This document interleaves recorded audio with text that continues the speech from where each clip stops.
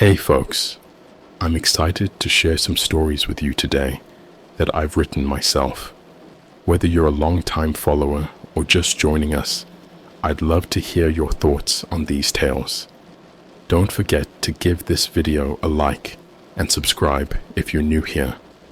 Let's dive in, and I hope you enjoy.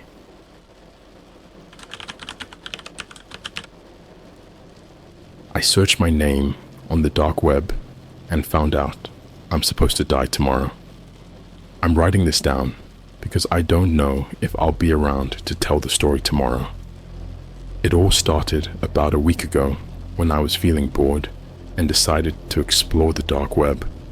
I know, it's a stupid idea, but I've always been fascinated by the creepy and the unknown. So I fired up Tor and started clicking around random links, trying to see what kind of weird stuff I could find. After browsing through some pretty mundane stuff, drugs, weapons, stolen credit cards, I stumbled upon a forum that looked interesting. It was called The Black Book, and it claimed to have all sorts of dark secrets and forbidden knowledge. Intrigued, I made an account and started scrolling through the threads. Most of it was typical conspiracy theory garbage, but then I found a thread titled, "Find Out Your Fate." The thread was filled with people posting their names and receiving ominous replies about their futures. It seemed like a hoax, but the replies were disturbingly specific and detailed. Some people were told they would die in car accidents, others from illnesses, and a few from downright bizarre circumstances. My curiosity got the better of me, and I typed in my name, John Smith.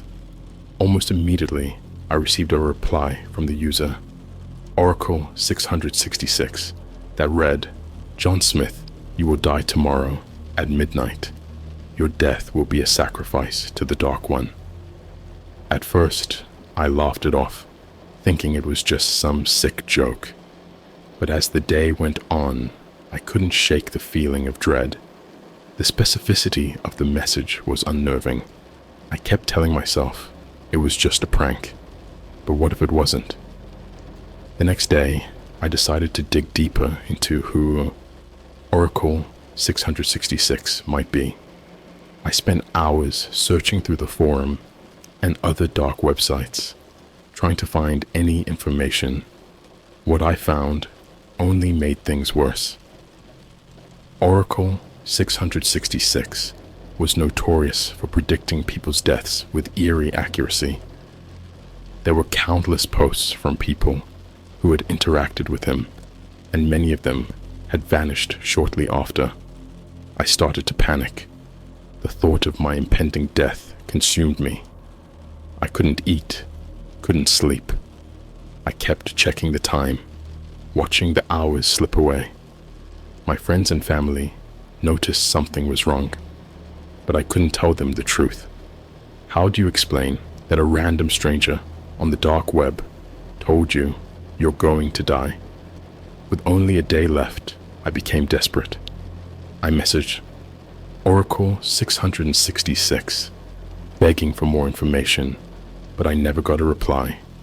I even considered going to the police, but what would I tell them? They'd think I was crazy.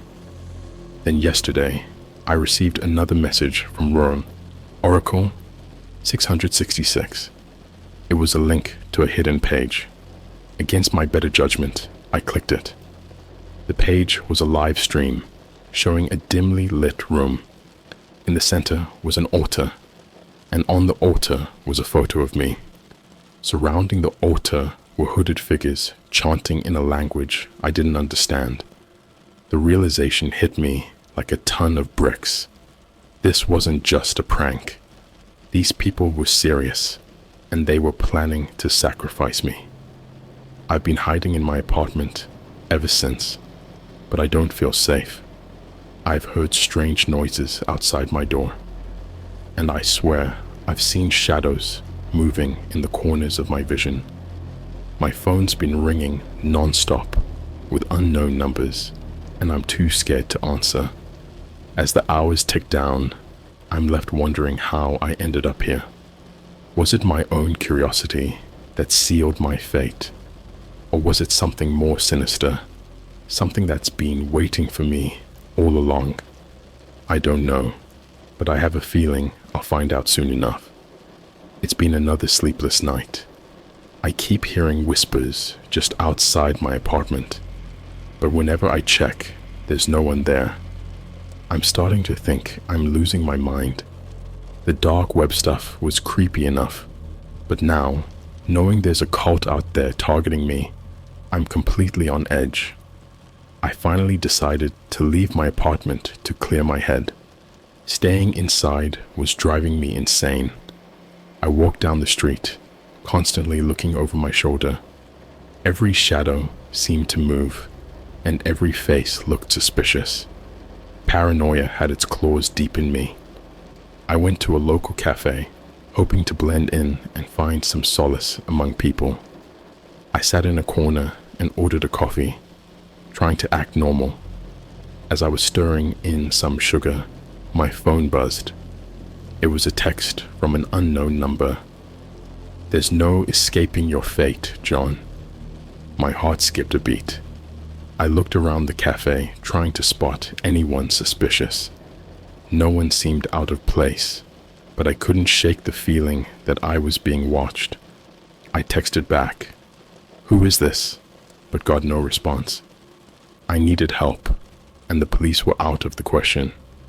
I decided to reach out to a friend who was into hacking and the dark web. Mark was always tinkering with something illegal, and if anyone could help me track down Oracle 666, it would be him. Mark agreed to meet me at his place. When I got there, he was already at his computer, surrounded by screens and various gadgets. I explained everything to him, and he didn't laugh or call me crazy. Instead, he seemed genuinely concerned. "I've heard of Oracle 666, Mark said.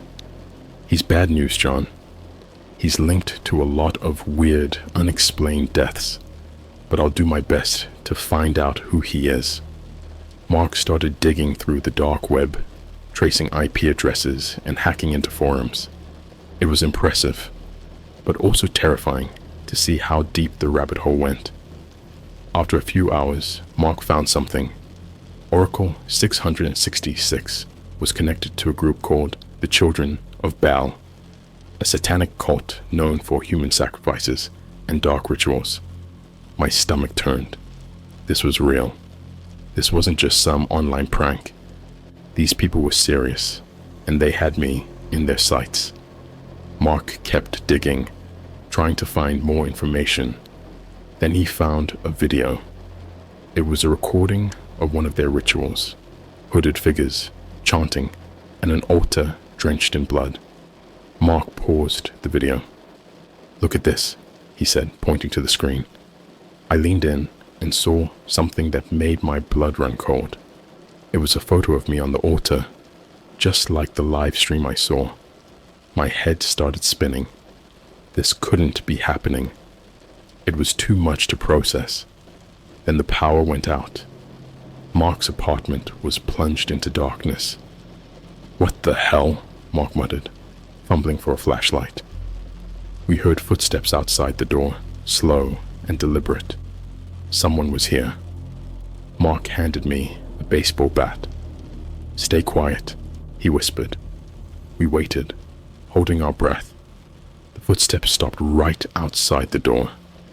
There was a long silence, and then a loud bang. The door flew open, and hooded figures poured into the apartment.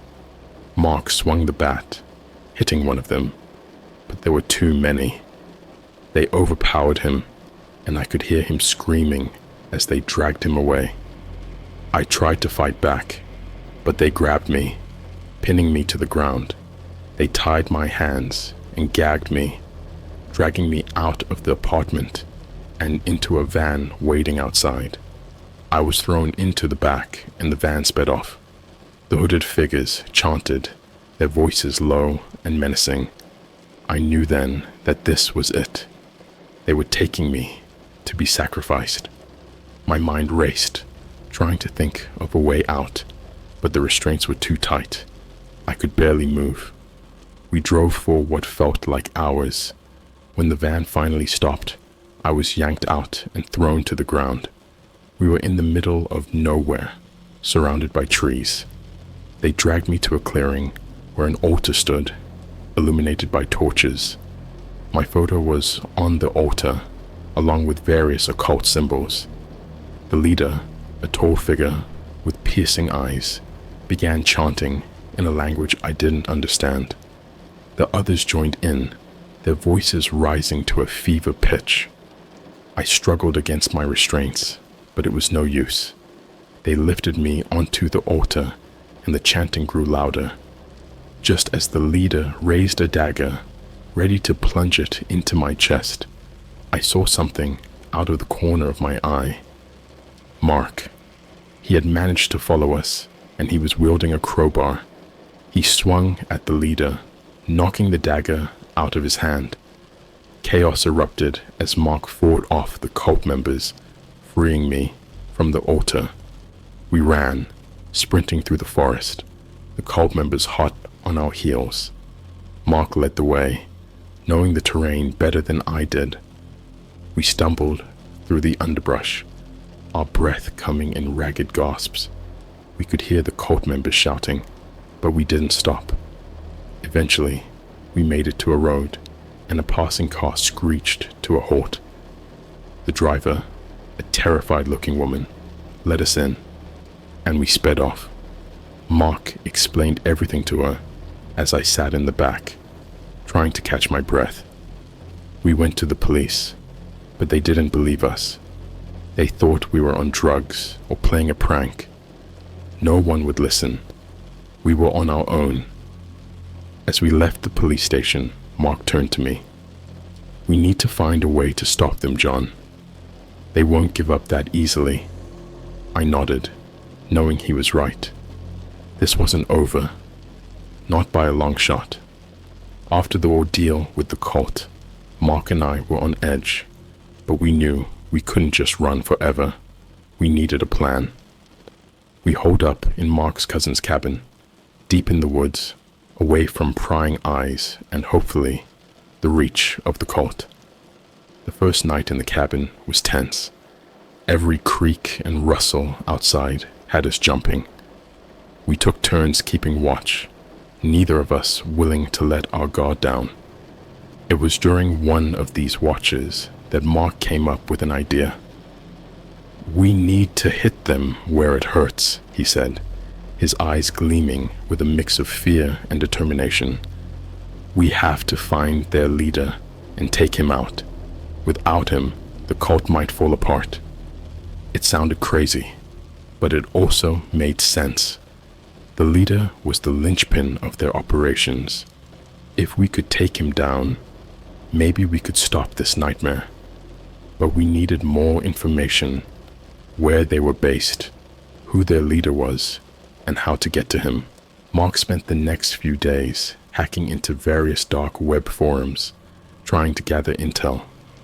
I did my best to stay out of sight and keep watch, but the sense of impending doom never left me.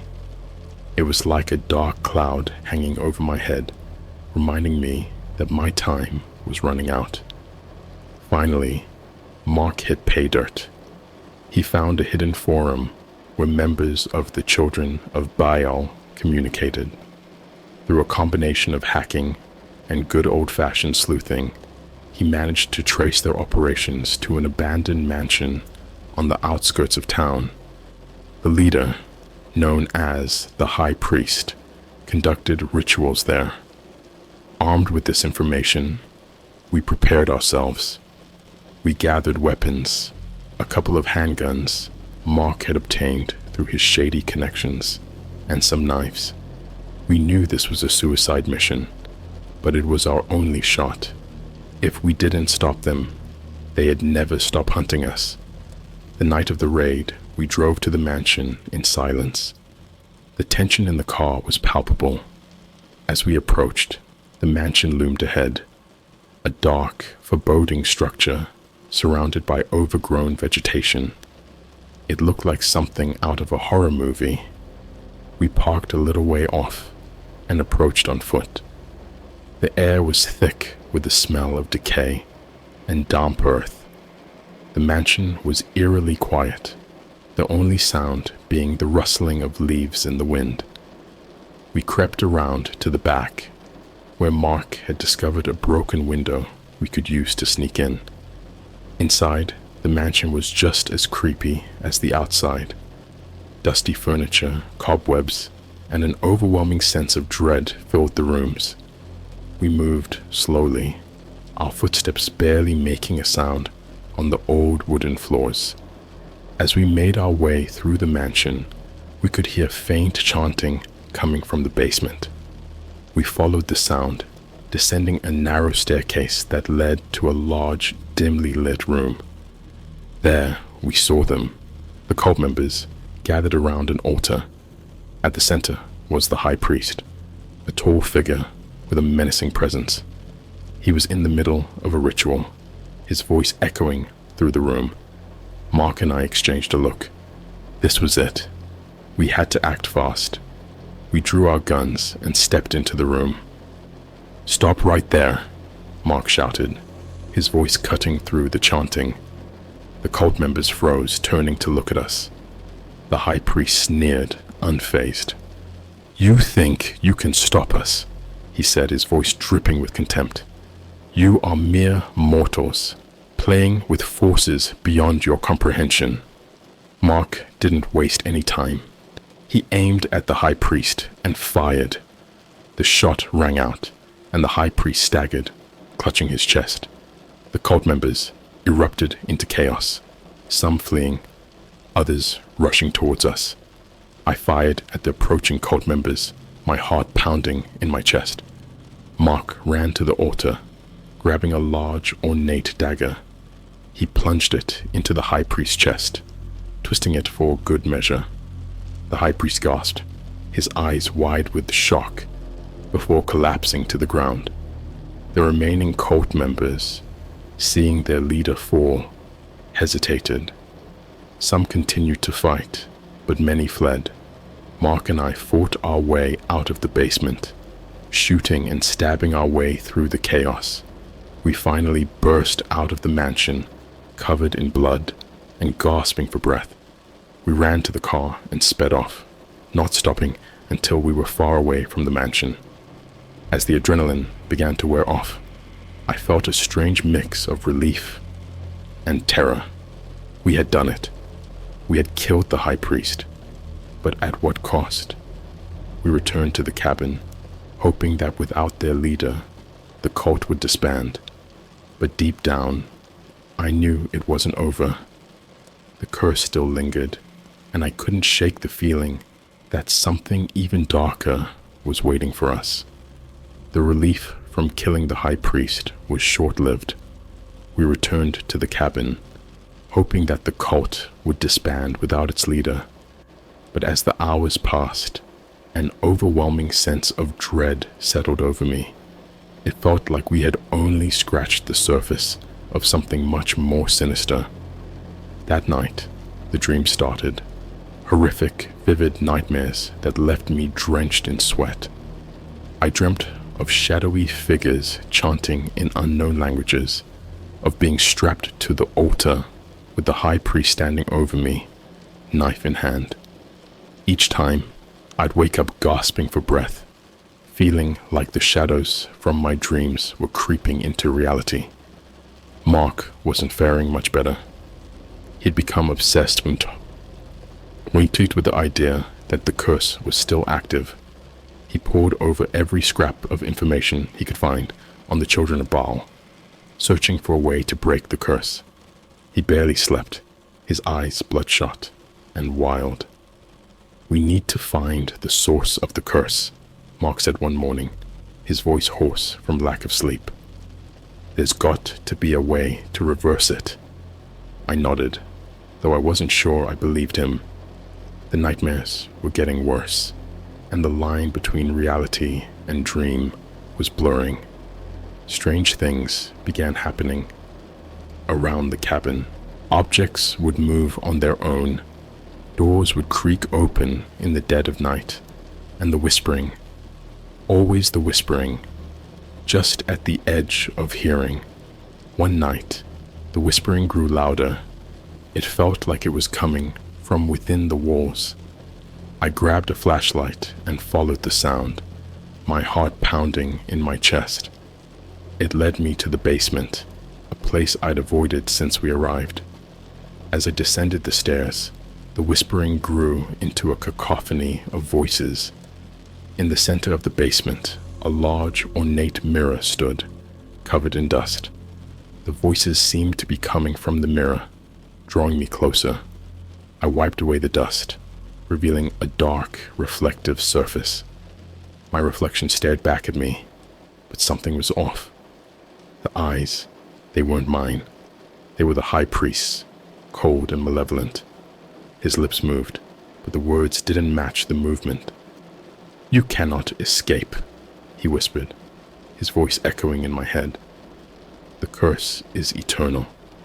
I stumbled back, tripping over a pile of old boxes.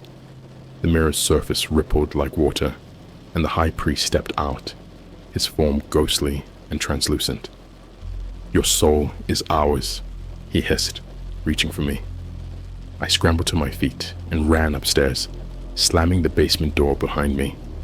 I found Mark in the living room, frantically searching through ancient texts. "We're running out of time," I shouted, my voice cracking. "He's here, the high priest. He's in the basement." Mark looked up, his face pale. "There's one last thing we can try," he said, his voice trembling. "A ritual to banish the curse. But it's risky." "Desperate," I agreed. Mark gathered the necessary items, candles, salt, and a book of ancient incantations. We set up in the living room, drawing a circle of salt and lighting the candles. Mark began chanting, his voice steady despite the fear in his eyes. As the ritual progressed, the air grew cold, and the shadows in the room seemed to come alive. The whispering returned, louder and more insistent. The high priest's ghostly form materialized in the center of the circle, his eyes burning with hatred. Mark's chanting grew louder, more urgent. The high priest reached out, his hand passing through the barrier of salt and grabbing my wrist. Pain shot through me, and I screamed, feeling my strength being drained away. Mark didn't stop. He kept chanting, his voice growing hoarse.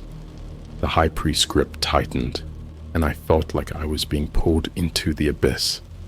But then, the chanting reached a crescendo, and a blinding light filled the room. The high priest let out an inhuman shriek, his form dissolving into smoke. The light intensified, forcing me to close my eyes. When I opened them again, the room was quiet. The candles had burned out, and the air was warm again. Mark collapsed to the floor, exhausted but alive. "Did it work?" I asked, my voice barely above a whisper. He nodded weakly. "I think so. The curse should be lifted now." Relief washed over me, but it was short-lived. As I helped Mark to his feet, I noticed a dark mark on my wrist where the high priest had grabbed me. It was a symbol, the same symbol from the cult's altar. Mark saw it too, and his face went pale. "John, we need to get you to a hospital. Now." We drove to the nearest hospital, fear gnawing at us. As we waited in the emergency room, the mark began to burn, sending waves of pain through my body. The doctors were baffled, unable to explain what was happening. They admitted me for observation, running tests and scans, but the mark continued to spread, turning my veins black. The pain was excruciating, and I could feel something dark taking hold of me. That night, as I lay in the hospital bed, I felt the high priest's presence again. His voice echoed in my mind, mocking and cruel. You cannot escape your fate, John. The curse is eternal. Terror gripped me, and I knew then that this wasn't over. The high priest's death had only unleashed something far worse. And as the mark spread, I realized that my time was running out. The hospital room was cold and sterile, but it felt like a prison. The dark mark on my wrist continued to spread, turning my veins black and filling me with a deep, unrelenting pain. The doctors were at a loss, their faces growing more concerned with each passing hour. Mark stayed by my side, his eyes filled with worry and guilt. "We need to find another way," he said, pacing the room. "There has to be something we're missing." I was too weak to respond, the pain making it hard to think. But deep down, I knew he was right. The ritual had only temporarily banished the high priest, not destroyed him. We needed to find a way to end this once and for all. Mark spent the next few days researching frantically, consulting every source he could find. Meanwhile, I grew weaker, the mark spreading up my arm and towards my chest. It felt like ice was creeping through my veins, freezing my insides. The high priest's voice echoed in my mind, a constant reminder that my time was running out. One night, Mark burst into my room, a look of triumph on his face. "I found it," he said, holding up an old, tattered book. "There's a final ritual, one that can permanently banish the high priest and break the curse. But we need to go back to the mansion." The thought of returning to that place filled me with dread, but I knew it was our only chance. Mark helped me out of bed, and we made our way to the car. The drive to the mansion was silent, both of us lost in our thoughts. The air was thick with tension, and I could feel the high priest's presence growing stronger as we approached. The mansion loomed ahead, even more foreboding than before. We parked a little way off and approached on foot, the night eerily quiet. Mark carried the book and the necessary items for the ritual, his face set with determination. Inside, the mansion was just as we had left it. Dust and decay filled the air, and the sense of dread was overwhelming. We made our way to the basement, where the final confrontation would take place. The altar stood in the center, a dark reminder of the horrors we had witnessed. Mark set up the ritual, drawing a circle of salt around the altar and lighting the candles. He began chanting from the book, his voice steady and strong. I stood inside the circle, feeling the high priest's presence growing stronger. As the ritual progressed, the air grew cold, and shadows began to gather around us. The high priest's ghostly form materialized, his eyes burning with hatred. "You think you can defeat me?" he hissed, his voice echoing through the room. "You are nothing." Mark continued chanting, his voice rising in intensity. The high priest reached out, trying to break through the circle, but the salt held him back. He let out an inhuman scream, his form flickering like a candle in the wind. The pain in my arm grew unbearable, and I fell to my knees, clutching my chest. The high priest's voice filled my mind, a torrent of hatred and anger. "You cannot escape," he whispered. "The curse is eternal," but Mark didn't falter.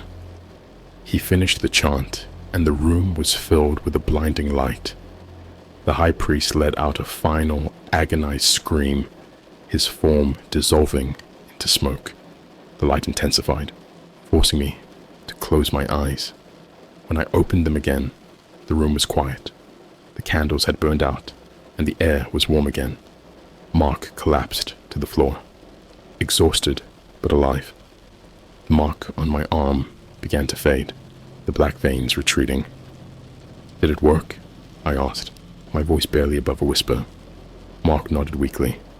"I think so. The curse should be lifted now." Relief washed over me, but it was short-lived.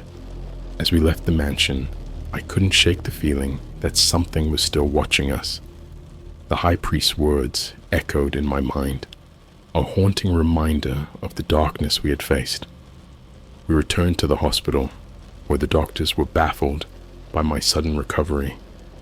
They ran tests and scans, but the curse had left no trace.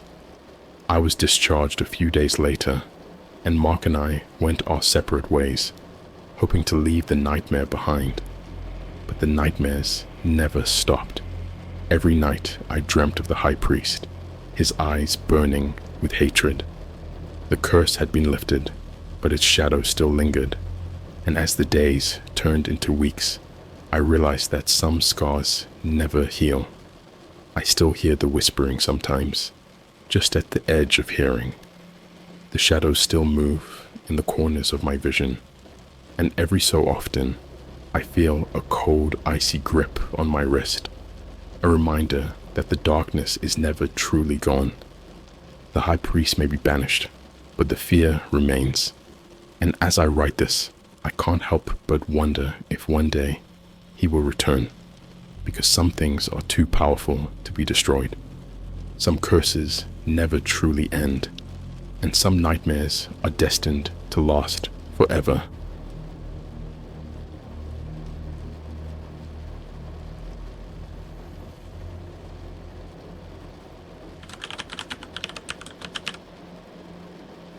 I found a Mars landing live stream on the dark web. I think I just confirmed we aren't alone in space. I've always been a sucker for conspiracy theories and creepy stuff on the internet. So one night, while I was browsing the dark web, I stumbled upon a link that said Mars landing live stream, uncensored. It piqued my curiosity. I mean, who wouldn't want to see something like that, right? So I clicked on it. The page took a while to load, but when it did, it was just a plain black screen with a countdown timer in the middle. It said the live stream would start in 5 minutes. I decided to stick around and see what this was all about. I thought it was probably some elaborate hoax, but I had nothing better to do. As the timer counted down, I felt a weird mix of excitement and dread. Finally, the screen flickered, and a grainy video feed appeared. It showed a spacecraft descending towards the surface of Mars. The quality was terrible, like something from an old VHS tape, but it was clear enough to see what was happening. There was no sound, just the eerie silence of space. The spacecraft landed smoothly, kicking up a cloud of red dust. I watched as a group of astronauts, all in white suits, emerged from the craft. They moved with purpose, setting up equipment and planting flags. It looked like a scene straight out of a sci-fi movie, but there was something off about it.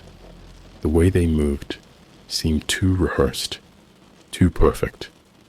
Then the camera panned out, and I saw something that made my blood run cold. There were structures in the distance, not just rocks or formations, but actual buildings. They looked old, ancient even, like ruins from a long-lost civilization. My heart pounded as the camera zoomed in on one of the buildings. It was massive, with strange symbols carved into the stone.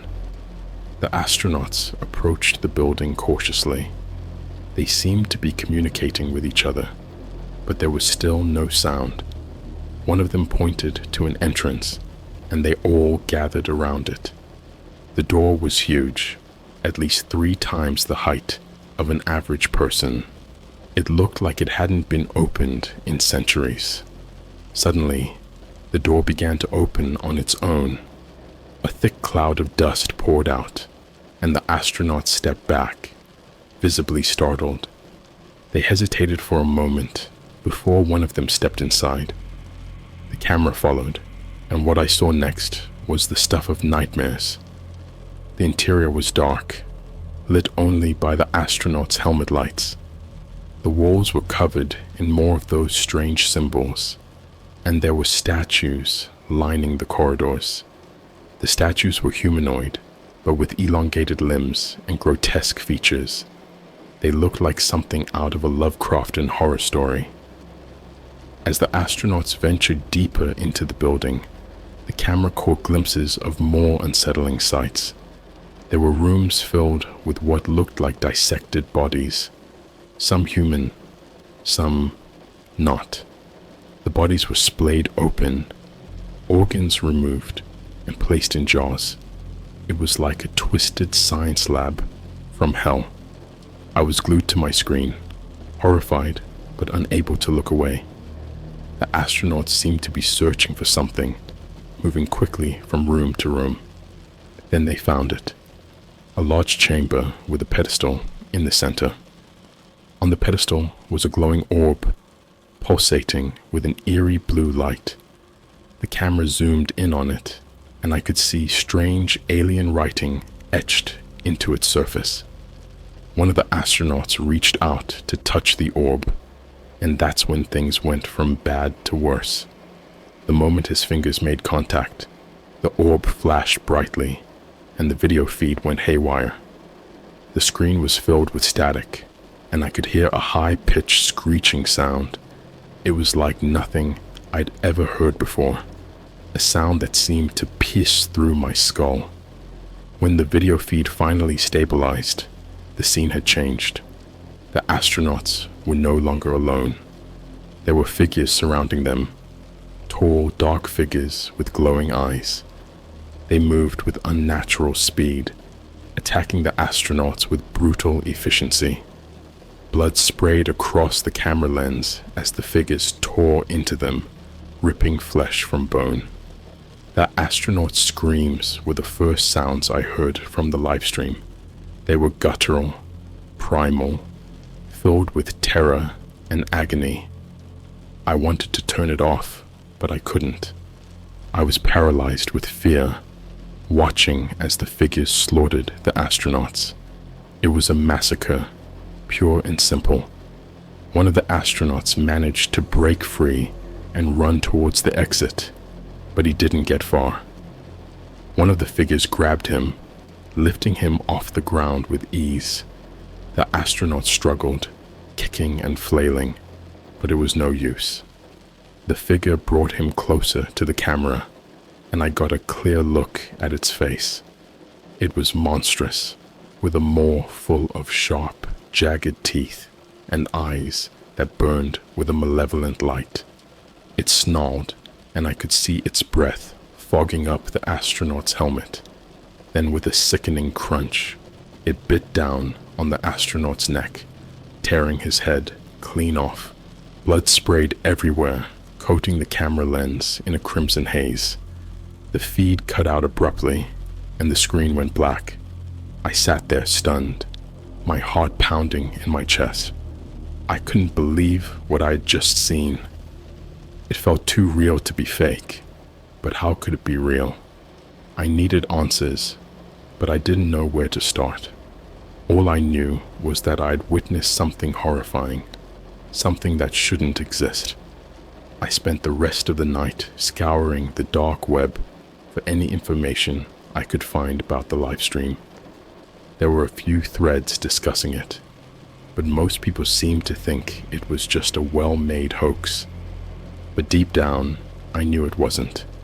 There was something in those ruins, something ancient and evil. I couldn't shake the feeling that I'd just scratched the surface of something much bigger, something that could change everything we thought we knew about the universe. And the worst part, I had a feeling that whatever those figures were, they knew I'd seen them, and they wouldn't be content to stay on Mars forever. After that night, I couldn't stop thinking about what I had seen. My dreams were plagued by images of those grotesque creatures and the horrifying massacre of the astronauts. I kept telling myself it had to be some kind of elaborate hoax, but my gut wouldn't let me believe it. I needed to know more. I started diving deeper into the dark web, looking for any clues or threads about the live stream. There was surprisingly little information. It seemed like most people who had stumbled upon it had dismissed it as fake or had been too scared to dig any deeper. But I wasn't like most people. I had to know the truth.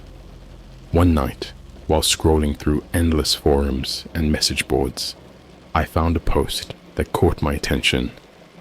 It was from a user named Deep Mars Explorer who claimed to have inside knowledge about the livestream.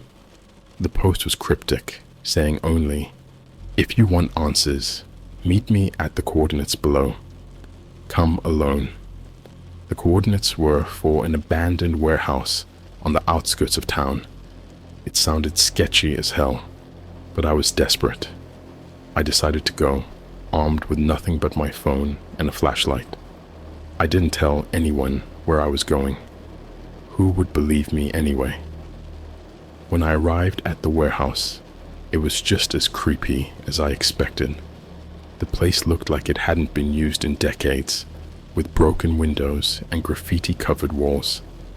I took a deep breath and stepped inside, the sound of my footsteps echoing through the empty space. "Hello?" I called out, my voice trembling slightly. There was no response, just the eerie silence of the abandoned building. I was starting to think this was a bad idea when I heard a noise behind me. I spun around, my flashlight beam cutting through the darkness. A figure stepped out of the shadows. He was a tall, thin man with a gaunt face and hollow eyes. He looked like he hadn't slept in days. "You're the one who watched the live stream, aren't you?" he asked, his voice low and raspy. I nodded, swallowing hard. "Yeah, that's me. Are you Deep Mars Explorer?" He nodded, glancing around nervously. "We don't have much time. They're watching us." "Who are they?" I asked, my heart pounding in my chest. He took a deep breath, his eyes darting around the warehouse. "They're not human. Those things you saw on the live stream, they're part of an ancient civilization that lived on Mars long before we ever existed. The government knows about them. They've been hiding the truth for years." My mind was racing. Why would they hide something like that? "Because they're scared," he said, his voice trembling. "Scared of what those things can do. Scared of what would happen if people found out the truth. They've been conducting secret missions to Mars for decades, trying to learn more about them, trying to control them, but it's all gone wrong. Those creatures are powerful, and they're angry. They don't want us there." I felt a chill run down my spine. "What do they want?" "To be left alone," he said simply. But we didn't listen. And now, they're coming here. The live stream was a warning. They're coming for us, and there's nothing we can do to stop them. I couldn't believe what I was hearing. It all sounded too insane to be true, but deep down, I knew he was right. I had seen it with my own eyes. "Why are you telling me this?" I asked. "Because you need to know the truth," he said, his eyes filled with a desperate urgency. "You need to warn people. It's the only way we might have a chance." Suddenly, there was a loud noise outside the warehouse.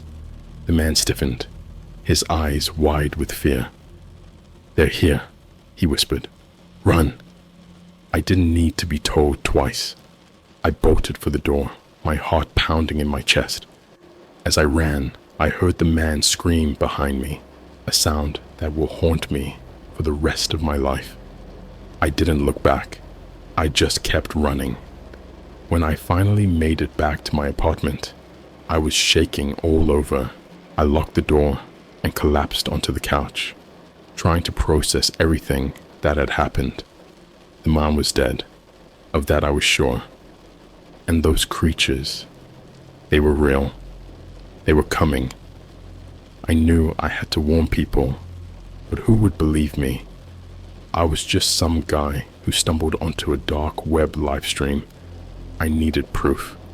I needed to find a way to show the world what was really going on. Over the next few days, I started gathering as much information as I could. I scoured the dark web, looking for any mention of the live stream or the creatures from Mars. I found a few scattered posts, but nothing concrete. It was like they had been erased from existence, but I couldn't give up. I had to keep digging, keep searching for the truth. The fate of humanity depended on it. And as I delved deeper into the darkness, I began to realize just how far the conspiracy went. The government, the military, even big corporations, they were all in on it. They all knew the truth, and they were all hiding it. The more I uncovered, the more dangerous it became. I started getting threatening messages, warnings to stop my investigation, but I couldn't stop. I had to keep going, had to find a way to expose the truth. And then, one night, I found it. A hidden file buried deep in the dark web, containing footage and documents that proved everything I had seen was real. The creatures, the ancient civilization on Mars, the government's cover-up. It was all there. But as I prepared to upload the file and share it with the world, my computer screen went black. A message appeared. "We warned you." Before I could react, my door was kicked open, and men in black suits stormed in. They grabbed me, restrained me, and dragged me out of my apartment. I struggled, but it was no use. They were too strong. As they threw me into the back of a van, I knew my life was over. But even in that moment, I felt a strange sense of relief, because I had seen the truth. I knew we weren't alone in the universe. And even if I didn't live to tell the tale, someone else would. The truth would come out eventually. The last thing I remember before they put a bag over my head and knocked me out was the sound of their voices, cold and emotionless. "We can't let him talk," one of them said. "He knows too much." And then, darkness. When I woke up, I was in a small windowless room. My head was pounding, and my hands were bound. I had no idea where I was or how long I had been there. But one thing was clear. I wasn't getting out of this alive. As the days turned into weeks, I began to lose hope. I was fed just enough to keep me alive, but they never spoke to me, never told me what was going to happen. I was left alone with my thoughts, my memories of that night on the dark web. And then, one day, the door opened and a man stepped inside. He was dressed in a suit, his face stern and unforgiving. "It's time," he said simply. I didn't know what he meant, but I didn't have the strength to fight. They dragged me out of the room and into a long, sterile hallway. I was led into a brightly lit chamber where a group of people in lab coats were waiting. "You're going to help us," the man in the suit said, "whether you like it or not." I had no choice. I was strapped to a table and the experiments began. They injected me with strange substances, subjected me to painful tests. They were trying to understand what I had seen, to find a way to control the creatures from Mars. The pain was unbearable, but I refused to give up. I had to stay strong, had to find a way to escape. But as the days turned into months, I began to lose hope. My body was weak, my mind shattered. And then one day, I heard a voice that wasn't human. It spoke to me in my mind, telling me things I couldn't understand. But one thing was clear. They were coming. The creatures from Mars were coming. And there was nothing anyone could do to stop them. As I lay there broken and defeated, I realized the truth. The livestream had been a warning, but it was also a message that we weren't alone in the universe, and that we were no longer safe.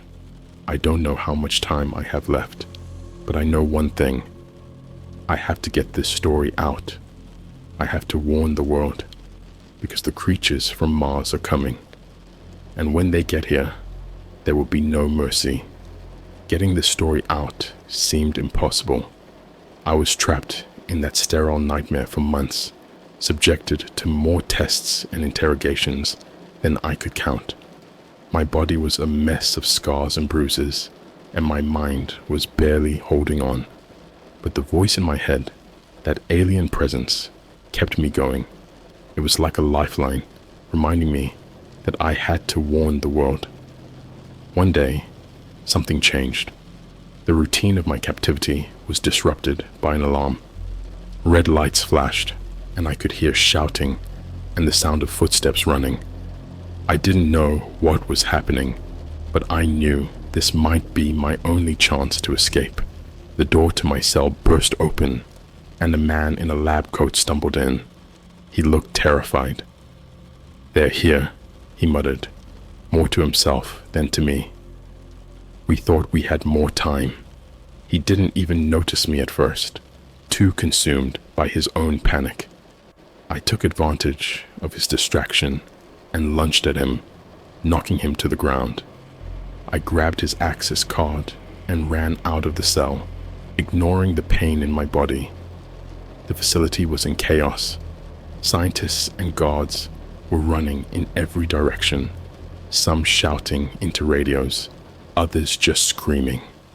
I kept my head down and moved as quickly as I could, using the access card to get through the various security doors. The whole time, the alien voice in my head was guiding me, urging me to keep going. I finally made it to an exit. I burst through the door and found myself in a large open area that looked like a warehouse. There were more people here, but they were all focused on a large screen, showing a live feed from Mars. The images were even more horrifying than what I had seen in the live stream.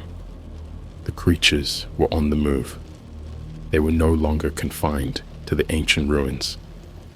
They were marching across the Martian landscape, heading towards a massive spacecraft. It was clear that they were preparing to leave Mars, preparing to come here. The people in the warehouse were trying to communicate with the creatures using advanced technology and alien languages, but it was obvious that the creatures weren't interested in talking.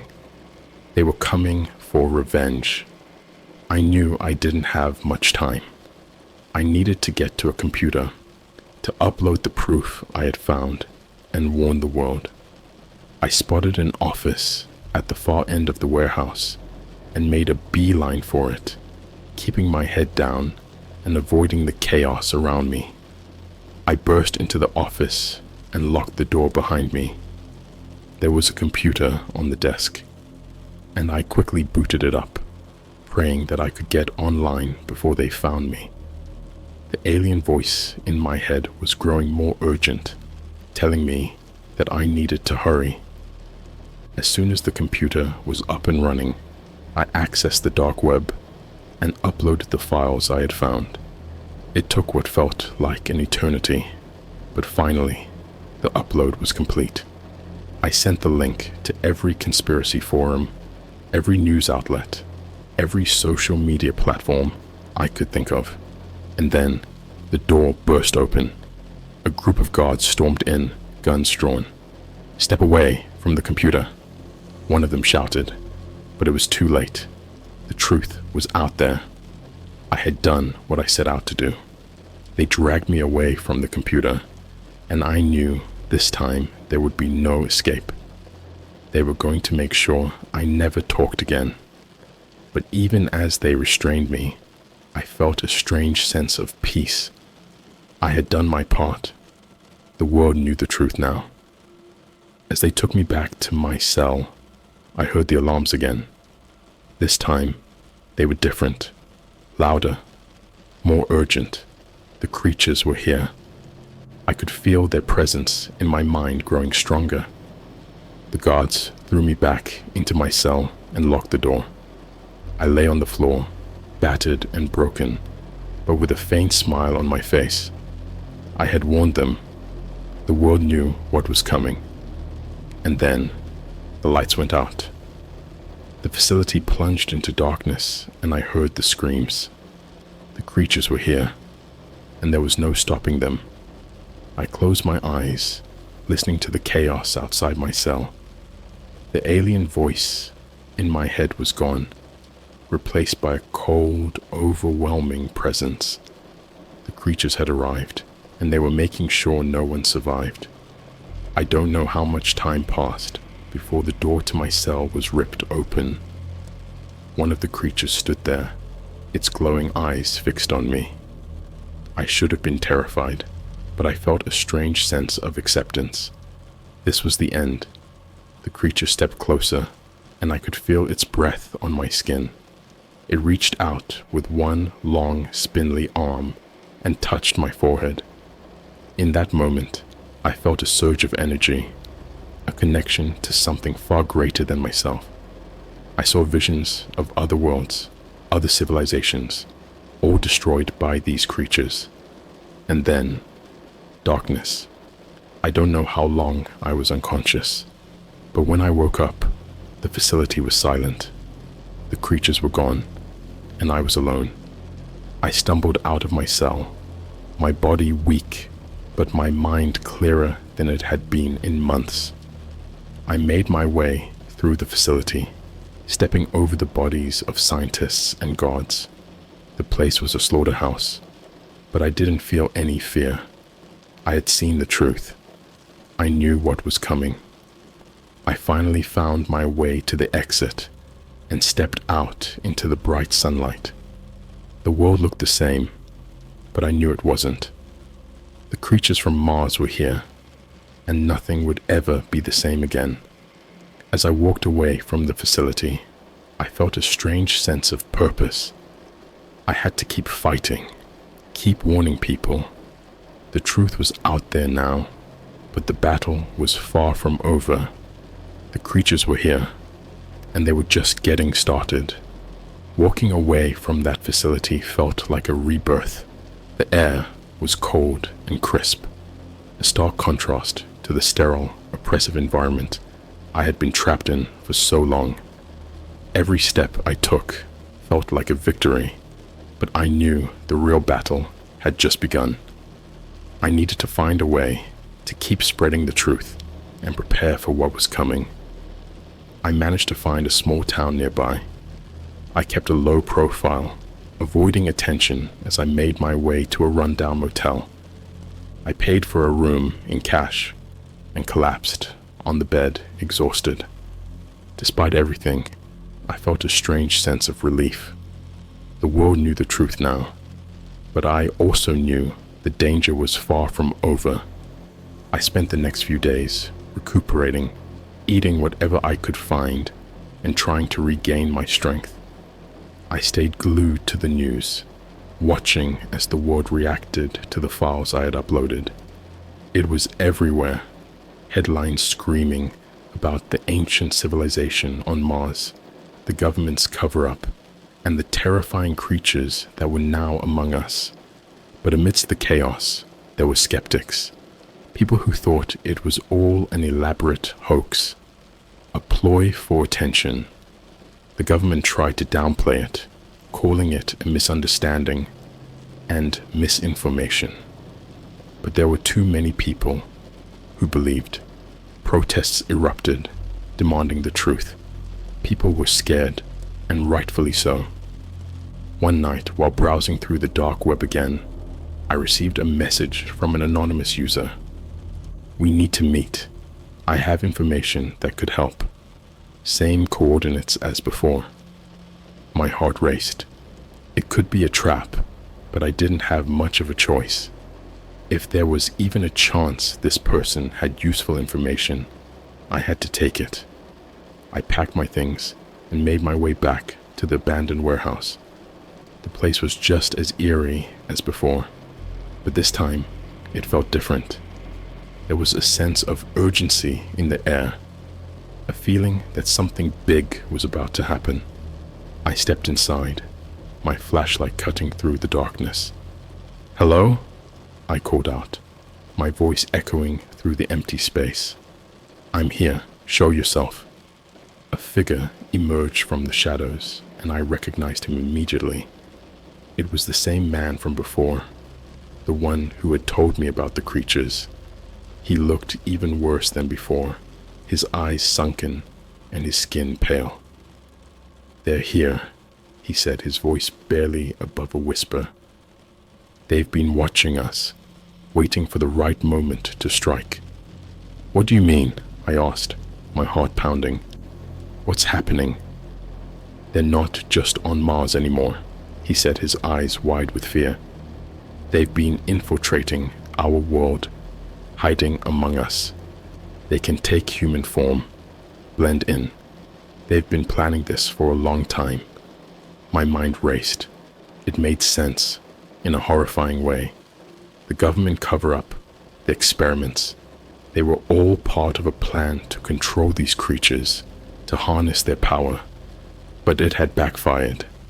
The creatures had their own agenda, and we were just pawns in their game. "We need to stop them," I said, my voice trembling. "But how?" He handed me a small black device. "This is a transmitter," he explained. "It can detect their presence. If we can expose them, show the world what they really are, we might have a chance."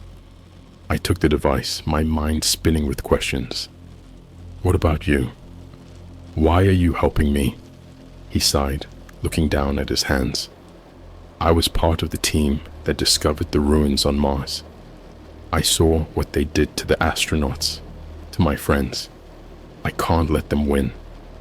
There was a determination in his eyes, a resolve that mirrored my own.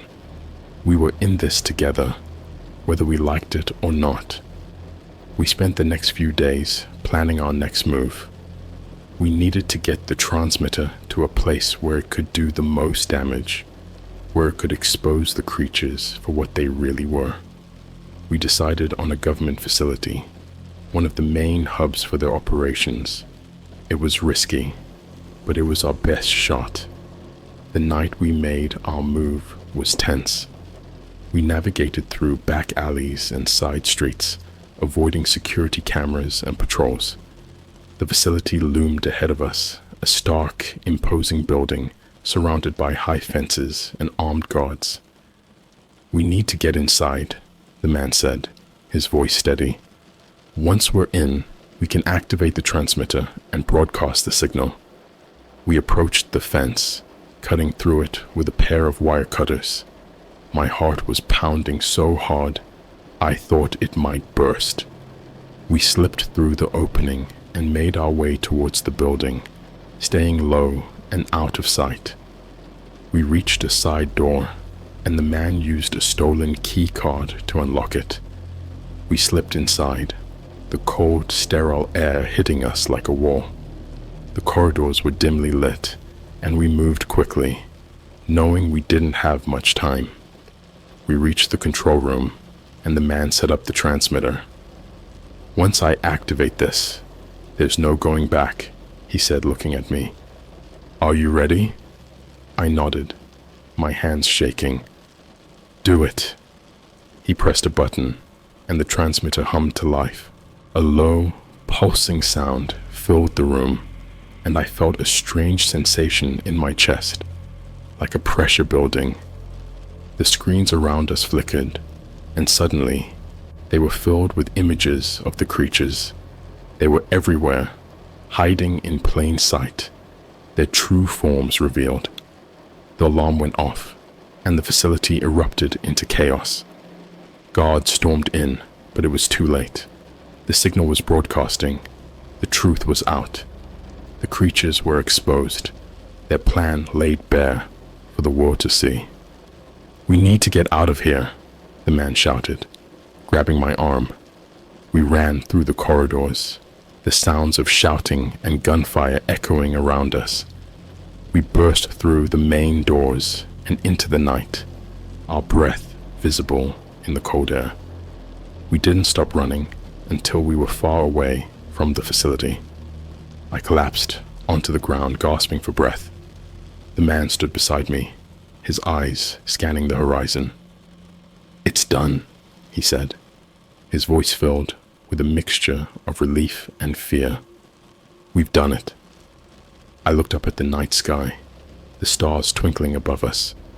The creatures were exposed, but the battle was far from over. We had struck a blow, but the real fight was just beginning.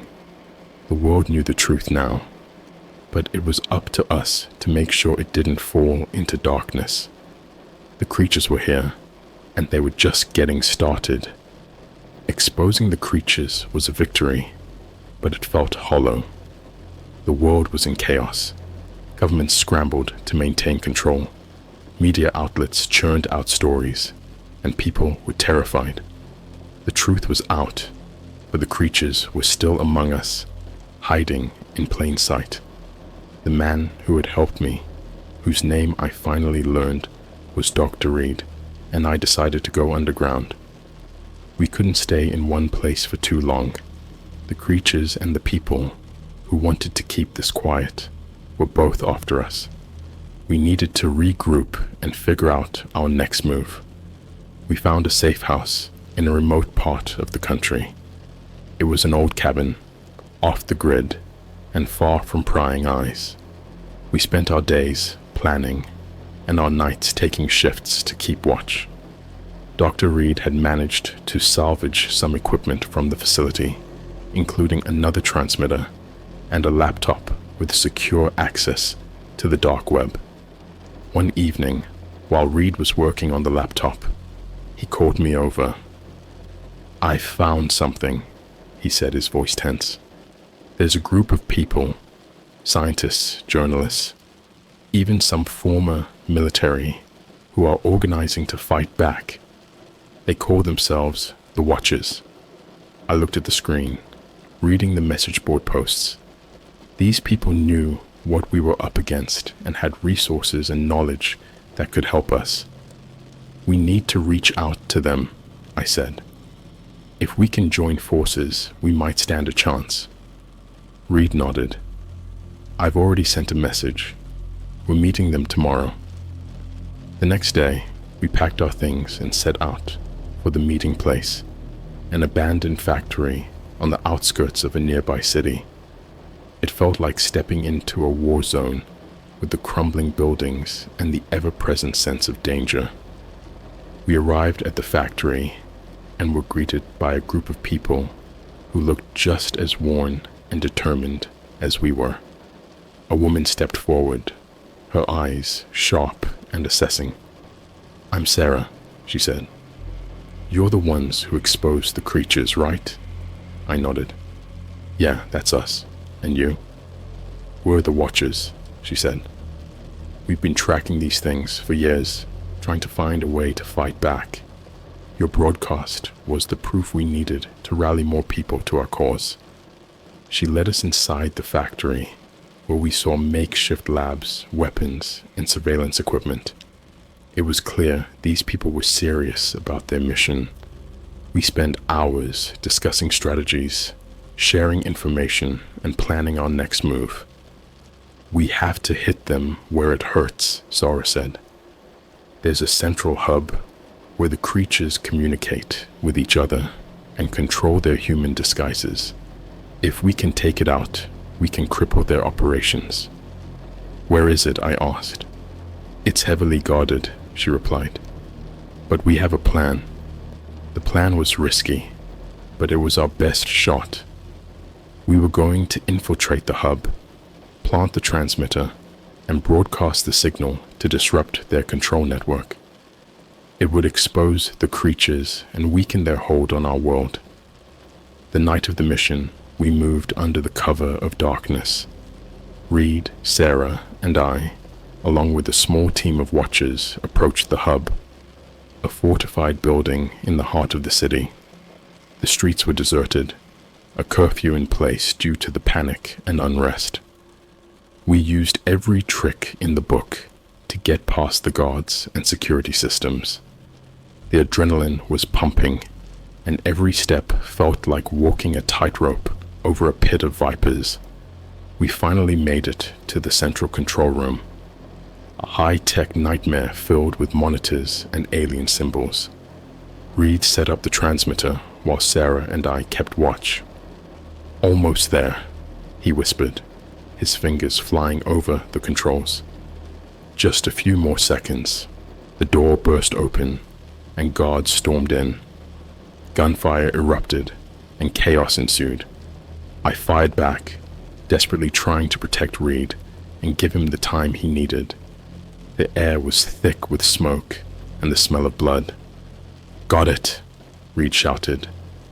He hit the final button, and the transmitter activated, sending a powerful signal through the building. The monitors flickered, and suddenly, the creatures were revealed. Their human disguises melted away, exposing their grotesque forms. The guards, who were once men, now looked like nightmares, their true identities laid bare. We fought our way out of the building, the creatures in disarray from the disruption. The streets outside were filled with people who had seen the broadcast. They were horrified, but also galvanized. The truth was undeniable now, and there was no going back. As we regrouped at a safe location, I looked at Reed and Sarah. "We did it," I said, the weight of our victory sinking in. "This is just the beginning," Sarah replied. "The fight isn't over, but we've struck a blow. The world knows the truth, and now we have to keep fighting." Reed nodded. "We have to keep pushing, keep exposing them. We can't let them win." I knew they were right. The creatures were still out there, and the battle was far from over, but we had allies now, and we had hope. The Watchers were growing in number, and the truth was spreading. As I looked out at the city, the dawn breaking over the horizon, I felt a renewed sense of purpose. We had faced the darkness and come out the other side. The creatures from Mars had tried to take over our world, but we weren't going to let them. We would fight, and we would win. The war for our planet had begun, and we were ready.